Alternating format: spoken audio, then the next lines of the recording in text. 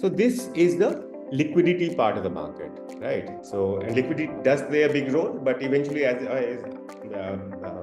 answering to Manish, that eventually fundamentals take center stage. Eventually, liquidity follows fundamentals, but there can be periods of 1 year, 2 years, or even 3 years wherein liquidity is driving it all, right? So fundamentals have to take the backstage. So right now, I would not say that the FII outflow has caused the market correction. I would say that yes, both of them have happened together.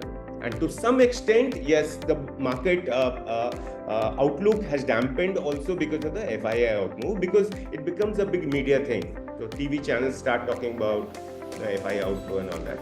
But there are some data points that we can look at. One, the importance of FIIs has reduced in the last, say, 15-20 years. FII used to be the biggest chunk of holders in Indian equities. That has gone down now.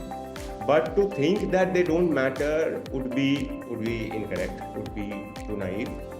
But also one thing that I am at times puzzled about, why do people think about FII as one single entity?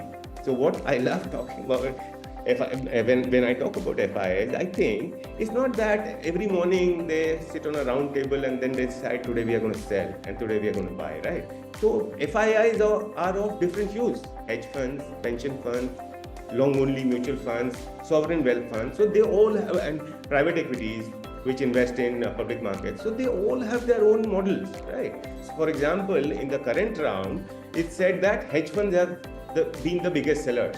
In fact, pension funds have not sold at all. Sovereign wealth funds have sold to some extent. So these are all very different. Just because they have that FII tag, just because those numbers are visible on RBI, it doesn't mean everyone is behaving the same way, right? Because these are all different managers. So even within the domestic funds, some fund is selling, some fund is buying the same stock. So only thing is, because of their categorization, we also say that, okay, all the FIIs are behaving like that. But yes, for argument's sake, one must agree that yes, if you put the FII data together, it's a fact that it's been an outflow.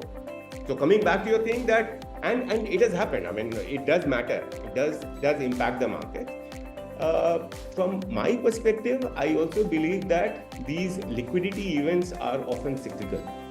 So the Indian market, Indian domestic institutions, they would not be directly cyclical. Why?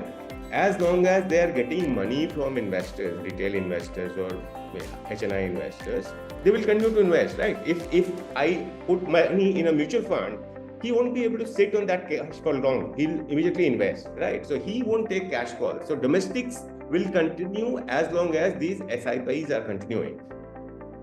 But the FIIs take their own calls because they have other options also. Only one big change, apart from the reduction of FIIs' importance in India, another important change that has happened in India is that earlier, India would attract money only from India-dedicated funds or partially from emerging market funds.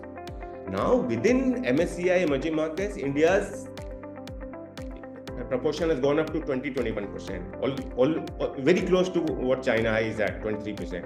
So emerging market funds are also investing big time in India. Dedicated funds obviously are investing, and then some global funds are also starting to invest because of the size increase. Right now we are 5 trillion market cap economy. 10 years ago probably we were at 1.5. So that way it's changing. But coming back, FII flow can also be looked at as cyclically. So that's what I was saying, that domestics cannot be cyclical because it will depend on the investor psyche at the ground level. But FII flows can be cyclical and it has always been like that. I've shown a chart that every big outflow is followed by at least a decent inflow period.